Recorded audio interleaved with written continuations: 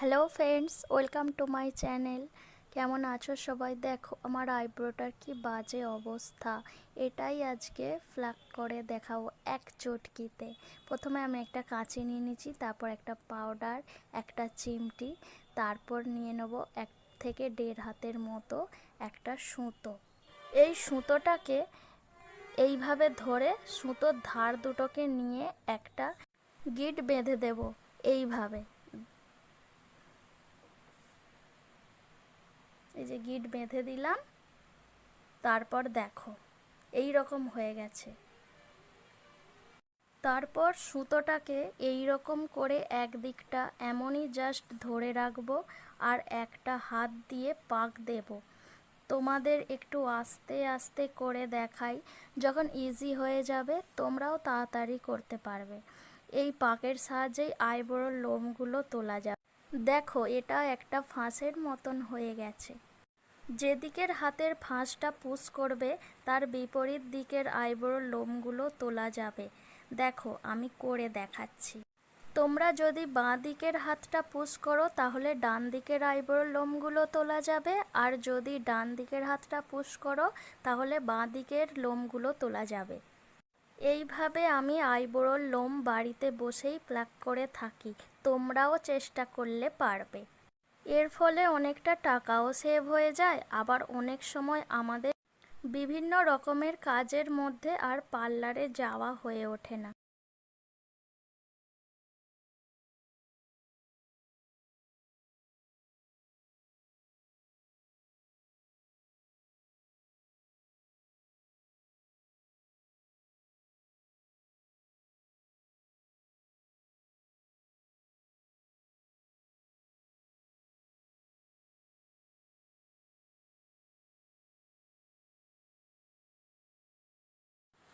দেখো আমার অনেকটাই হয়ে গেছে।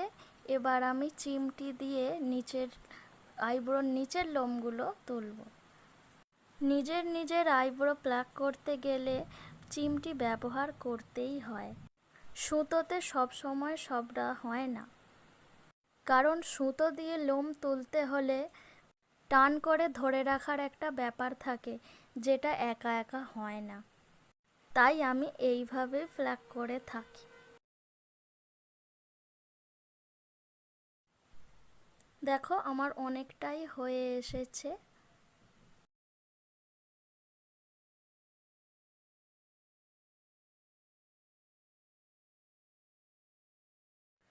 এইখানটায় একটু রয়ে গিয়েছিল, তাই সুতোতে করেই তুলে নিচ্ছি।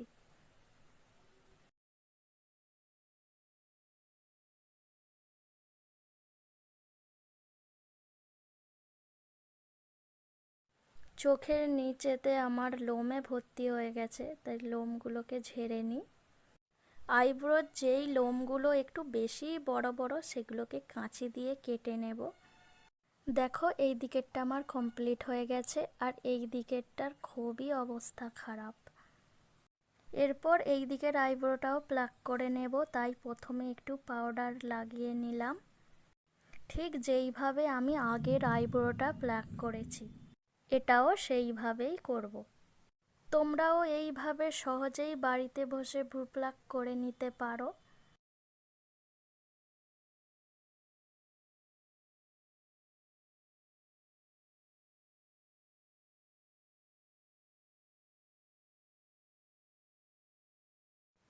দেখো অনেকটাই হয়ে এসেছে।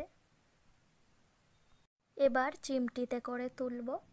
চিমটিতে করে তুললে যদি একা একা করো তাহলে শেপটা ভালো করা যায়, না হলে কি হয় অনেক সময় সুতো দিয়ে তুলতে গিয়ে সামনের পোর্শনটা খেপচে যায়।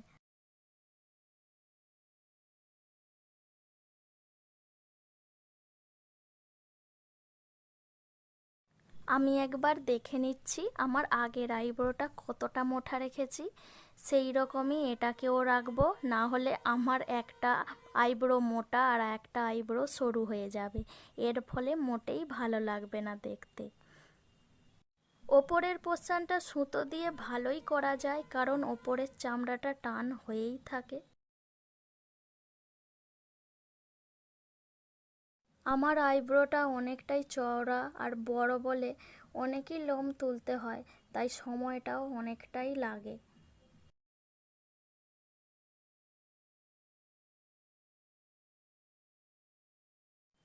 আমি আর একটু পাউডার লাগিয়ে নেব, কারণ গরমের জন্য ঘাম হয়ে যাচ্ছে। আর এই ঘাম হয়ে গেলে লোমগুলো চামড়ার মধ্যে আটকে যায়, এর ফলে লোমগুলো তোলা টাফ হয়ে যায়।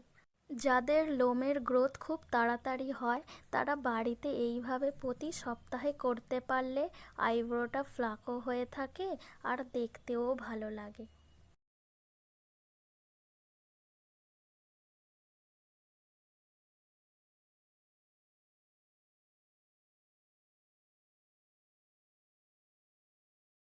দেখো আমার আইব্রো ফ্ল্যাক হয়ে গেছে।